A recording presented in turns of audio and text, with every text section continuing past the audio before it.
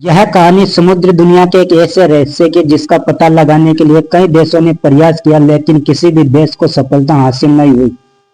दरअसल समुद्र में एक चुंबकीय स्थान की खोज की गई। पहले भी ऐसे कुछ क्षेत्र खोजे जा चुके थे, लेकिन यह उन सबसे बिल्कुल निराला था क्योंकि यहाँ के पानी में सोने के कण प्राप्त हुए थे, जिसकी वजह से शोधकर्ता यह समझ रहे थे कि नीचे सोने का बहुत बड़ा भंडार है। लेकिन चुंबकीय शक्ति के कारण समुद्री सतह तक जाना लगभग नामुमकिन था।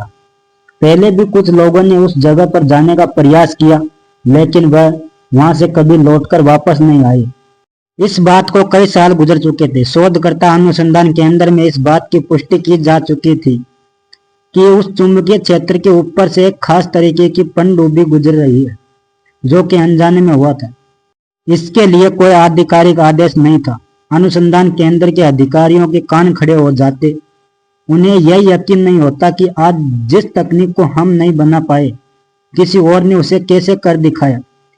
समुद्री रडार पर उस पनडुब्बी की खोज की जाती और पता चलता कि वह पनडुब्बी समुद्र के किनारे स्थित एक छोटे गांव के लड़के ने बनाई है, जो कि तकनीकी शिक्षा में स्नातक है। वैज्ञानिकों को लगता है कि वह लड़का इस मिशन में हमारी मदद कर सकता है और हम चुंबकीय क्षेत्र से सोने का भंडार निकालने में कामयाब हो सकते हैं। आधिकारिक आदेश के अनुसार टीम गठित की जाती है और जैसे वह गांव पहुंचते हैं, वह लड़का अपनी पनडुब्बी की मरम्मत कर रहा होता है और टीम के पहुंचते ही वह अपना काम छोड़कर खड़ा हो जाता है। अनुसंधान केंद्र के अधिकारी जाते लड़के से करमजोशी से हाथ मिलाते हैं।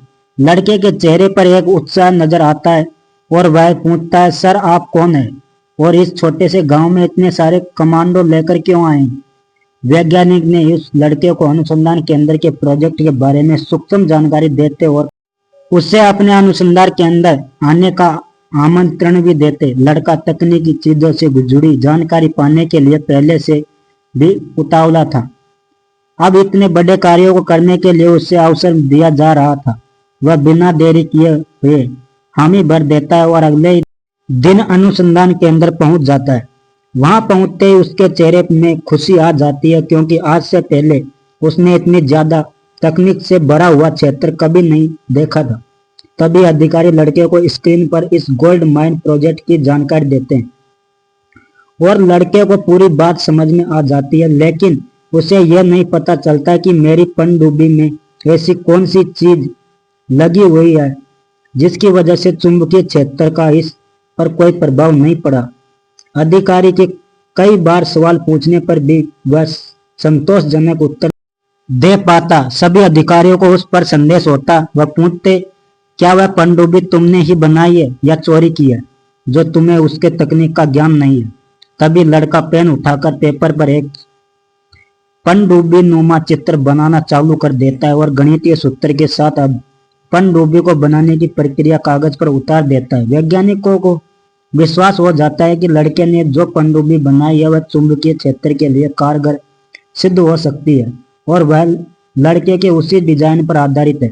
एक पनडुब्बी का निर्माण करवाते हैं जिसमें 5 लोगों को बैठने की क्षमता होती है। पनडुब्बी का पूर्ण निरीक्षण करने के बाद उसे चुंबकीय क्षेत्र के समुद्री किनारे पर लाया जाता है। पनडुब्बी के अंदर उस लड़के को भी अंदर जाने के लिए शामिल किया जाता है। पनडुब्बी के अंदर अनुसंधान केंद्र के 4 अधिकारी और यह लड़का पूरी तैयारी से बैठ जाते हैं और पनडुब्बी को समुद्र के अंदर धकेल दिया जाता है। चुंबकीय क्षेत्र के पास पहुंचते ही पनडुब्बी रडार में दिखना बंद हो जाती है। समुद्र के किनारे खड़े बाकी अधिकारी चिंतित हो जाते हैं। वह अपने कंप्यूटर पर लगातार पनडुब्बी को खोजने का प्रयास करते हैं, लेकिन पनडुब्बी के कंप्यूटर सिस्टम से कोई संकेत प्राप्त नहीं हो रहा होता है। कुछ घंटे गुजरने के बाद अनुसंधान केंद्र के अधिकारी उस क्षेत्र से वापस आ जाते हैं और उन्हें पूरा यकीन हो जाता है कि यह मिशन फेल हो गया है और उन्हें यकीन हो गया कि उन्होंने अपने होनहार 4 वैज्ञानिक खो दिए और साथ में वह मासूम लड़का भी इस दुनिया में अब नहीं रहा। टीम में काफी निराशा होती है। हताश होकर सारे अधिकारी अपने अनुसंधान केंद्र में बैठे होते हैं। तभी पनडुब्बी से एक ग्रीन सिग्नल मिलता है और वह जल्दी से अपने कंप्यूटर पर दोबारा पनडुब्बी को ट्रैक करने की कोशिश करने लगते हैं।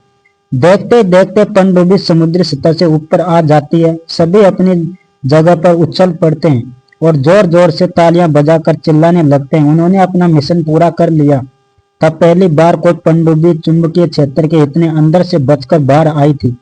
टीम के कुछ अधिकारी वापस समुद्र के किनारे उसी क्षेत्र में पहुंच जाते हैं और पनडुब्बी में गए सभी अधिकारियों से इन सब चीजों की वजह पूछते हैं और उन्हें पता चलता है कि चुंबकीय क्षेत्र में सिग्नल गायब हो गए थे, लेकिन उनका सिस्टम काम कर रहा था।